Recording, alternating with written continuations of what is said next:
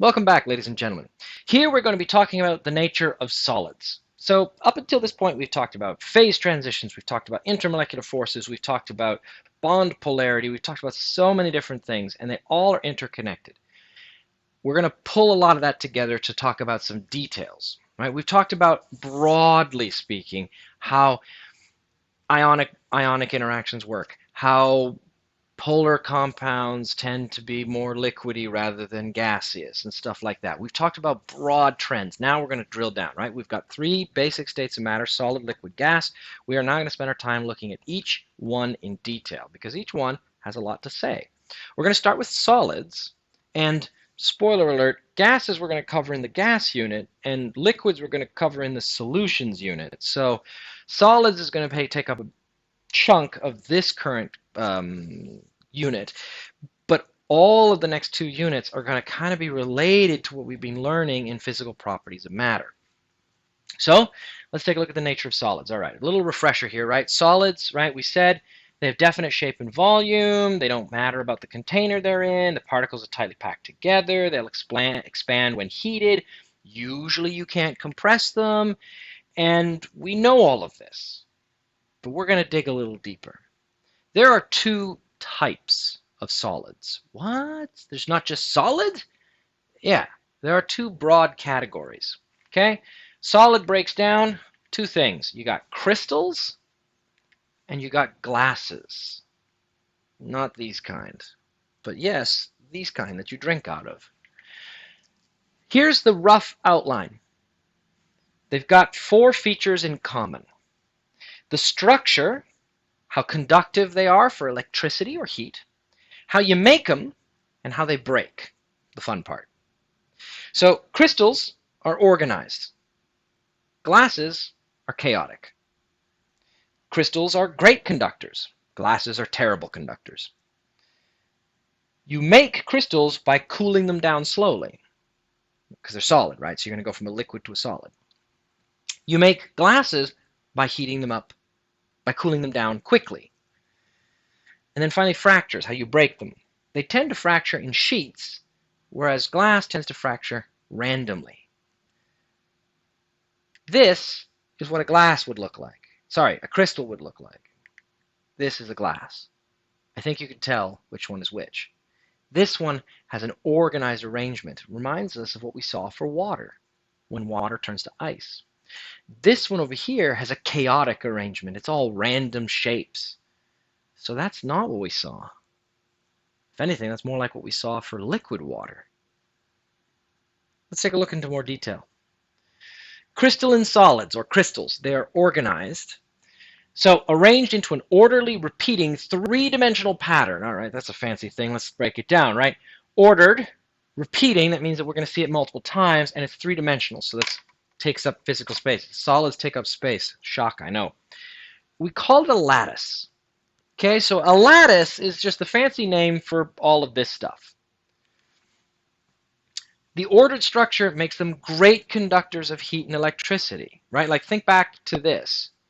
If I'm like running a maze and I start here, if I'm starting here and I'm trying to get through the maze, going through this part of the maze is easy, right? I just go down and up and down and up. But then I get here and I'm like, oh, I got to come up here, then I got to go down and then over here and then up there and then like I have to try a lot more now. Whereas over here, it was just me going like do do do do do do do do do, right? Just a pattern. I just follow it. It's very easy. Whereas these ones here, crystals are easy. The glasses aren't going to be. There's lots of fracture planes because diamond armor is kind of terrible, right? Fracture planes, what does that mean? I'll show you in a second. You can see it on your page there. Created by slow cooling, as we already mentioned, and things like salt, sugar, quartz, iron, and many, many more are crystals, right? These are salt crystals, sugar granules, quartz crystal, and over here we've got iron crystals. You can tell where each crystal starts and ends because of the change in the color. So what about the glassy solids? They have no pattern. The lack of order makes them very poor conductors. They have no real fracture plane, so cracks are random.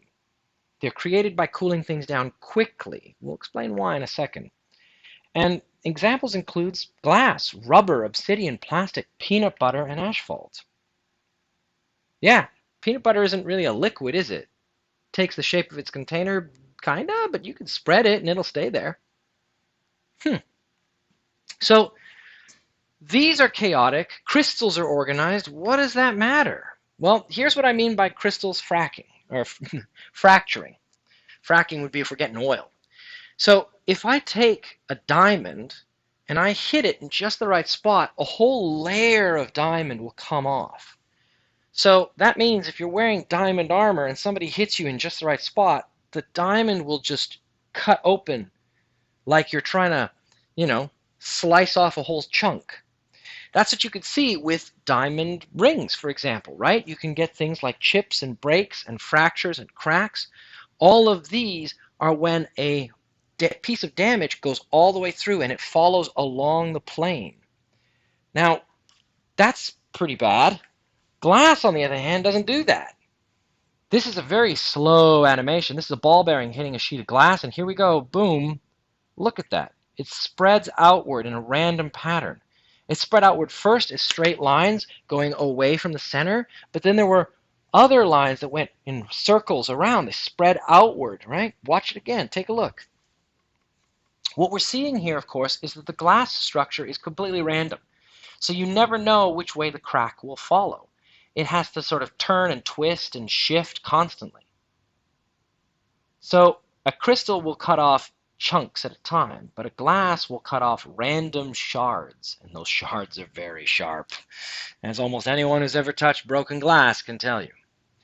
So that unit cell, that lattice, that's important. The smallest group of particles within a crystal that retains its shape is called a unit cell. The whole crystal lattice are made from the unit cell. So basically, if I copy paste the unit cell, I'll make the crystal. Okay?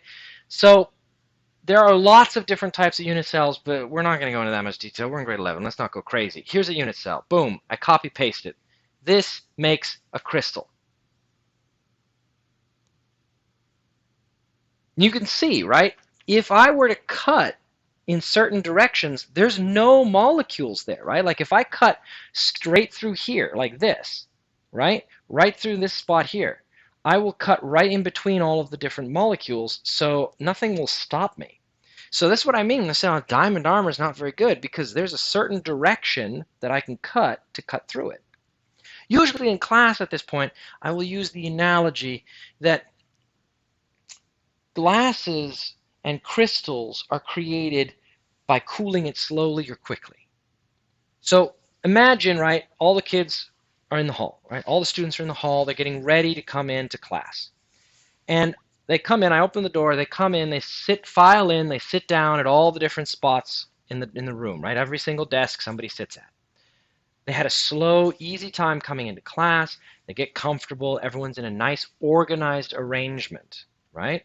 And there's a crystal unit cell for the classroom. I can take a certain group of desks, and if I copy paste them over and over again, I'll fill out the classroom.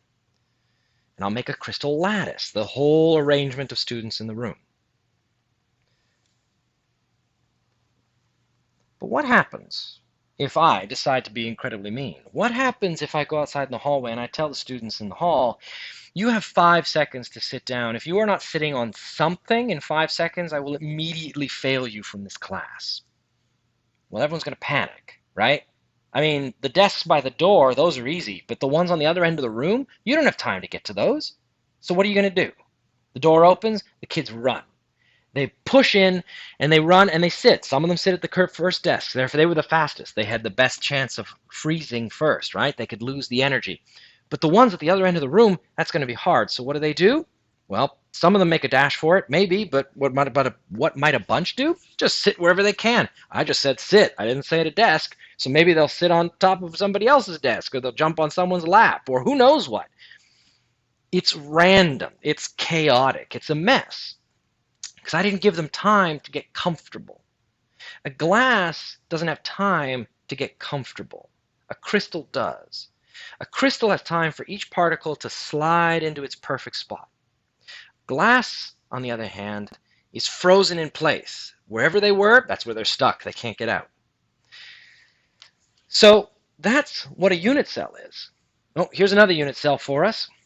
This one's a little bit more complicated, so they use multiple colors to show it. Even this more complicated unit cell, there are still an angle that I could strike it in order to go right through it, right? If I go at a diagonal angle like this, I could go through the various, in between the green and the blue, for example, or between the orange and the blue. So this is the basic idea. Now, why do we have to talk about unit cells? Think back to when we talked about the intermolecular forces, and I talked about the fact that ionic interactions are very tricky to gauge because, like, any two sodium chloride atoms could be one molecule of sodium chloride. So I've got a sodium chloride here, and then I got another sodium chloride here, but oh, I could have just turned it and talked about this one and this one instead, right? There are so many ways that I can arrange and just find two pairs to make it work. The same is true with all of these solids, right? We've got different colors here. So maybe I need like one green, one blue, and one orange, but which ones do I take in the greater structure? That's really hard to tell. So we figured out the way to make it the smallest possible such that when we copy paste it, we make the entire crystal because it just makes it easier to talk about. Now, again, you're not going to go in a bunch of detail on this, right? There are lots of different types of unit cells. I'm not going to make you learn them. If you guys were doing like university level chemistry on solids, then we'd talk about that. But right now you just need to understand that the unit cell is the copy paste to make the whole lattice, the whole structure. These are the names of the different unit cells. But as mentioned, we're not going to do them, right? But the shape of the crystal you get depends on the unit cell. So if, for example, salt, if you look up really close at salt and they're big salt crystals, you can see them, they're square. They literally are square because they have an isometric or cubic structure. Whereas other shapes will have different other results, right? This rhombohedral over here, I think that's what quartz is, for example. I'm trying to remember that one. There are 7 crystal systems that can be distinguished by the angle at which the faces of the crystal come together, but again, I don't really need to worry about this. I wanted to put it up there just to mention it to you guys, but you're not going to be dealing with it. Just understand that what the shape is on the small scale affects the shape on the big scale, right? Because if I'm copy pasting this thing, well, it's going to copy paste to be a big size. That's just logical, I hope. All right. This is what I mean by that. Look, right? This one is supposed to be square. Look, you could see there's a square edge on there. There's a perfectly square edge there. Same with this one. It's rectangular. Look, there's a rectangular edge right along there. Over here, you get something more rectangular. So this one here has got a very sharp edge right here on the front, but it's missing sort of parts of the top over here, right? The reason why this top part is missing is because it broke off. Look at this one, the hexagonal one. This crystal has literally grown as a hexagon, right? The top of this thing is a literal hexagon with 6 sides all the way around. So these crystals will grow this way. Okay, more stuff with solids. We talked about solids, we talked about crystals, we talked about glasses. We're going to talk about something else. We're going to talk about something called allotropes. We mentioned it very briefly in the stoichiometry unit. But look at this, right? Would you believe me if I told you these 3 things were made of the same chemical? I'm pretty sure you would, because you'd look at that and go, Mr. C, that's clearly all water, because that's ice, water, liquid water, and steam. Come on, Mr. C, we've been paying attention. We understand what that is. Would you believe me if I said these 3 things were all the same thing? Maybe not. If I named them, would that help? Still probably not. Guess what? They're all carbon. What? They don't look anything like each other. And yet, these are just carbon. The same thing you're made of. How's that possible? How can that happen? Well, you see, 2 or more molecular forms of the same element is what we call an allotrope. Basically, allotropes of elements have different properties because we take the atoms and we arrange them differently. We put them in different places. Only a few elements tend to make allotropes, and you'll notice all of them are covalent. The scale down here, unfortunately you guys have it in black and white, but the scale down here tells you how many allotropes there are, right? So fluorine's only got like 3, chlorine's only got 2, bromine's only got 2, Iodine's got maybe 6-ish. Carbon, though, has got 16 different allotropes. Carbon is pretty crazy, so we're going to take a look at that in a little more detail. What's an allotrope? Broadly, the two or more molecular forms of the same element. So, you know how isotopes are when you've got the same element, but they weigh a different amount? Maybe you remember that. An allotrope is when you have the same element, but you build them in a different way. It's like if I've got Lego bricks, I could take the same Lego bricks and put them together to make a house or to make a horse. It just depends on the arrangement that I put them together in. Is it a crystal? Is it a glass? Is it an ordered crystal in one unit cell, or is it an ordered crystal in a different unit cell? Look at all those terms we just did. So here's an example, diamond. That's what raw diamond out of the ground looks like. Then, in order to make it all shiny for rings, we've got to cut it along the fracture planes that I just mentioned. Each atom in a diamond is bonded to 4 other carbon atoms. It has got a tetrahedral shape, which means that it is extremely rigid. Diamond is one of the hardest materials on Earth, which means that, if I, for example, take one of those scratch cards, and I take my nail, I can scratch off the material. Well, if I take a diamond and I take my nail and I try to scratch the diamond, my nail will scratch, but the diamond will be totally fine. What do I mean by 4 atoms all connected together? I mean this.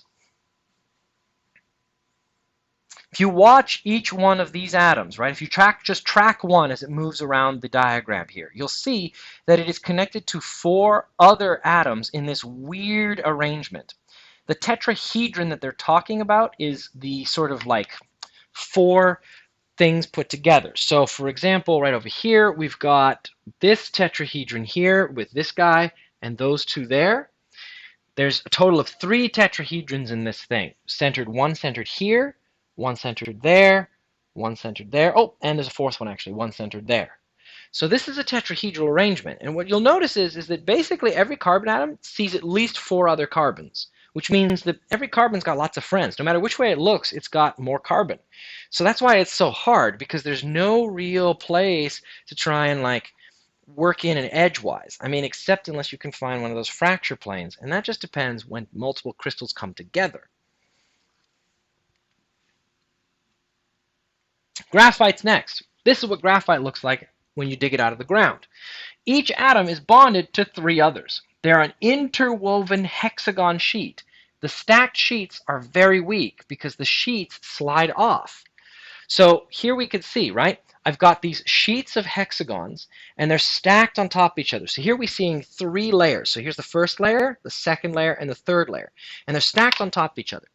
The layers themselves are really strong, right? Like if I try to grab the layers and pull them apart, it wouldn't work. But the layers are on top of each other with very weak intermolecular forces. They're basically just using van der Waals / London dispersions to hold themselves together. So if I rub them, they'll just slide off each other. This is the basic idea behind how a pencil works. When you put a pencil to paper, it's not lead, it's graphite. The lead, even I called it a lead pencil. The graphite rubs off a sheet at a time in order to deposit one sheet of this stuff on the paper. That's how you write with it. So that's why you have to sharpen it, because over time you wear away the layers of graphite. You pull them off one at a time in order to write. When you erase, you are erasing, you're smudging, you're removing the intermolecular forces between the paper and the pencil. Now sometimes there'll be a little bit of little tiny bits of faded pencil left because you ended up putting a depression, you put a dent in the paper, and the graphite got stuck in there and it can't get rubbed out because it's got too many connections. So that's why if you press really hard, it's hard maybe to erase it.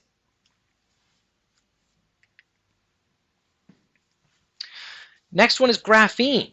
Each atom is bonded to 3 others. It's an interwoven hexagon sheet. That sounds familiar, but the sheets are isolated, and they are, as a result, great conductors. What do I mean? I mean this. Here's graphite, and if I pull the sheets off, I get graphene. Graphene is really strong, right? It's hard to pull that sheet apart. I can pull the sheets away from each other pretty easy, but pulling that sheet apart, it's pretty hard. And the weird thing about it is that it conducts electricity. So if I put electricity on one end, it'll slide through to the other end. Now, okay, I don't think that's a big surprise, right? Look at that. That's a crystal structure, clearly, right? It's an organized structure. Crystal structures, we said, are really good at conducting electricity, so it shouldn't be a big deal. What do we got next? Nanotubes. Ooh, nanotubes. How many people have heard of those? Each atom is bonded to three others. It is a graphene sheet rolled into a tube. They're very strong for their weight, and they're great conductors. They look like this. This is just a hexagon sheet that I rolled up and I attached the two ends together.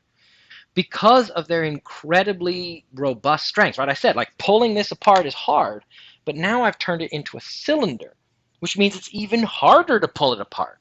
So these things are incredibly strong, and given how light they are. If I were to take one of these, right, and I could make it long enough, I could attach various things together. This is the leading idea for how we could make a cable to make a space elevator, a literal elevator that goes up to space. Because whatever that thing is has to be really strong. This is one of the ideas. The problem is making the stupid strands long enough, right? They tend to be very short because it's hard to do this. Think about it, right? When you try to roll up a rug or a bed sheet or even a piece of paper, and you take the piece of paper and you try to roll it up, how often do you get it perfect, right? No, sometimes one side's a little bit longer than the other. It's skewed a little bit. It won't roll up properly. Same thing happens when we do this. But it's not just strong. There's all sorts of other cool things that it does. For example, we've made it into paint. This is a picture of a little face of a guy, right? It's a bronze face with all this like detail and stuff. It's almost Mr. C. I got to lose a little bit more hair. And over here, we've got the same thing that's being painted with carbon nanotubes. You'll notice, of course, that this basically just looks like I photoshopped it out, took it out. It's not. This paint is so dark that when you try to photograph it, the camera can't pick up enough light to make any detail at all, so it just looks like a hole. We can see the same thing here. This is a flashlight on normal black paint, and now on the carbon nanotube black paint. Look at that. It looks like the light just disappears. It's a hole in the table. Here it is again. Normal black paint, slightly better, and then this is the stuff that's carbon nanotube, and you see the light just disappears. What you're seeing here is the reflection of the light back at the camera. That's how you can identify it, but this is just completely absorbed. All the light that hits this is basically gone. Not literally all, some of it survives, but almost all of it is gone.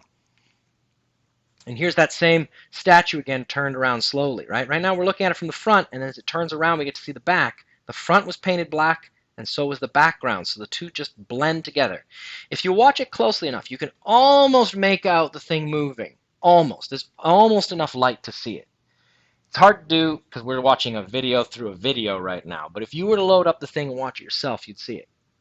So all of these different materials, this is called material science or material chemistry, where we try to come up with ways to use these cool science things that we learn in order to make stuff. Sometimes we make space elevators. Sometimes we make a new form of black paint.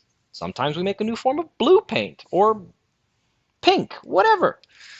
Making colors is a big deal. Heck, purple was really hard to make as far as a color goes. When we managed to figure out how to make purple, it was a big deal. Before we figured out how to make purple really easily, getting enough purple dye to make anything purple was really hard. That's why purple was a royal color, because only really rich people could afford to have anything made of purple. Now, I got this purple shirt. I think it was like $20 maybe. All because of the wonders of chemistry. We're not done. There's more things carbon can do. There's also fullerenes. Here's what a fullerene looks like when you dig it out of the ground. Each atom is bonded to three others. It's a soccer ball. Oh, finally, we're no longer a hexagon sheet. It's basically a soccer ball. It's sturdy, but not as stable. This is what it looks like, right? So you can sort of see, it's like I took a graphene sheet and I kind of folded it inward to make a soccer ball. Or you could say it's a nanotube where I clip off the ends and attach it. The thing is that not every shape there is a hexagon. Some of them are pentagons, right? 5 sides, just like a soccer ball. So these are pretty sturdy, but yeah, they tend to fall apart a little bit because the 5-sided part of the shape is a little bit less happy with its current situation. So yeah, Carbon can do tons of things. We've only looked at a few of these. We can also get amorphous carbon, aka glassy carbon. All of these things are different kinds of carbon, all just arranged in a different way. All of these new and different arrangements of carbon give it incredible flexibility and, as a result, incredible capabilities. And that's pretty cool, really. But I mentioned carbon isn't alone in this. Phosphorus does it too. Here's white, red, and black phosphorus. White, red, and black phosphorus all are phosphorus. They look different because of their structures. You'll also notice that these three have been stored in very different ways. This one's just sitting in a jar. This one's sitting in a jar full of water. This one is sitting in a jar, on special, very soft, cushiony ground. I wonder which one of these is the most dangerous, and I wonder which one of these is the least dangerous. All three of these are phosphorus. Phosphorus burns in the presence of oxygen. Red phosphorus is what we use to make matches. We put red phosphorus on the end of the match, and then we cover it with wax. When you strike the match, you rub off the outer coating and expose the red phosphorus to the air. It immediately lights on fire. This one here immediately lights on fire in contact with air. Well, a little bit of heat is necessary to rub off the wax. The little bit of heat also helps kickstart the fire. White phosphorus is stored in water. Why is it stored in water? Because if it contacts air, literally instantly it turns into fire. Bursts into flame right away. There's a bunch of videos that I've posted as sort of the secondary things you guys can do as extra resources.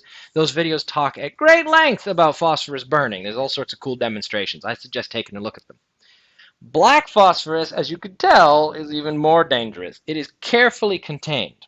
Now, ironically, black phosphorus does not immediately light on fire, unlike white does, or red with just a little bit of heat. Black phosphorus is a lot more stable. You kind of have to mix the oxygen in with the black phosphorus. But this one burns really hot. This one explodes. So you really don't want it going off when it's inside of a small container like that.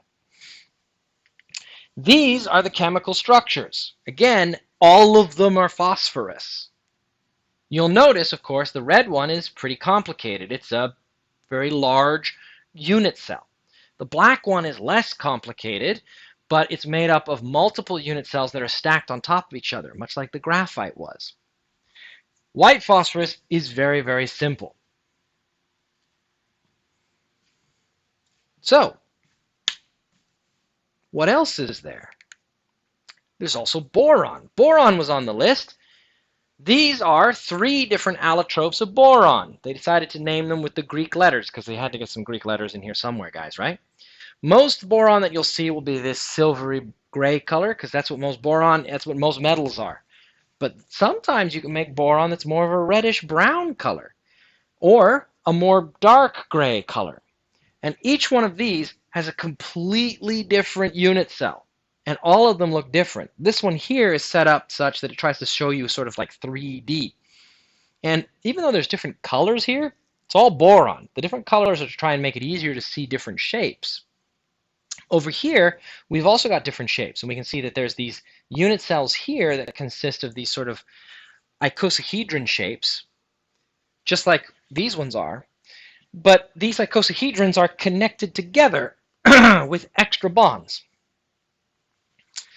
Now, why do I know so much about these? Well, turns out this is what I actually did research on back in the day. These are my samples and my diagrams. That's why they're not very good. But that's okay. Nowadays, we've got better versions of the pictures and stuff. But, took some time. This is kind of why I know some of this stuff. So, what are we seeing here? We saw crystals versus glasses. We saw that crystals were organized. We saw that glasses were disorganized. Because crystals were organized, that means that crystals are good at conducting. They can break into sheets. They're made by cooling things down slowly. Remember the whole sit down in 5 seconds or else you fail analogy. And we know that they are, as a result, pretty sturdy.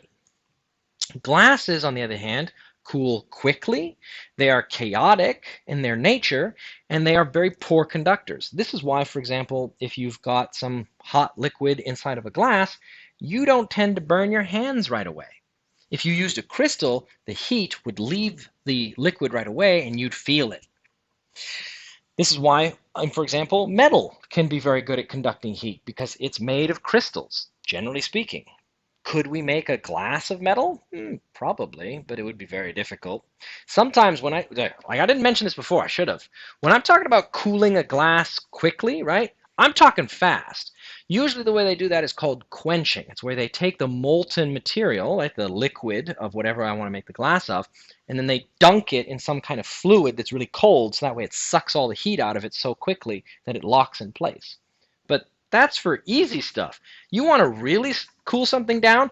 What they would do is something called slam quenching, where they'd take my molten material, they'd pour it out on the table, and then take a giant metal plate and slam it down on top of it in order to make sure that the thing gets spread out as big as possible and cooled down as much as possible because all the heat would be absorbed by the giant metal plate.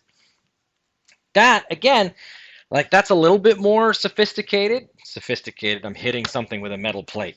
That's a little bit more effort in order to cool it than just dunking it in water, but you have to go even more extreme if you want to get some really crazy glasses that don't really want to cooperate like that. Generally speaking, we then moved on to talk about allotropes, and we saw that allotropes are just different structures of the same thing.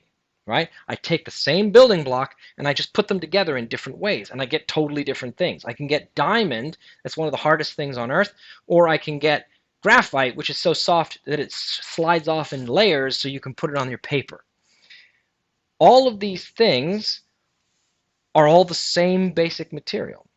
So solids have a range of different abilities and properties that are all related to some fundamental ideas, right? Crystal's order gives it its basic structure and makes certain things easy. Glass's disorder is related to its basic structure and makes certain things easier. Allotropes are single elements that have different shapes. Sometimes they're crystals, sometimes they're glasses. Sometimes they're different types of crystals based on the different types of unit cells. All of this comes together in order to make solids. So, try a little bit of practice on the nature of solids, and next time we will spend some time talking about not solids, because they're done. Not liquids, because they're in the solutions unit. Gases? Gas unit.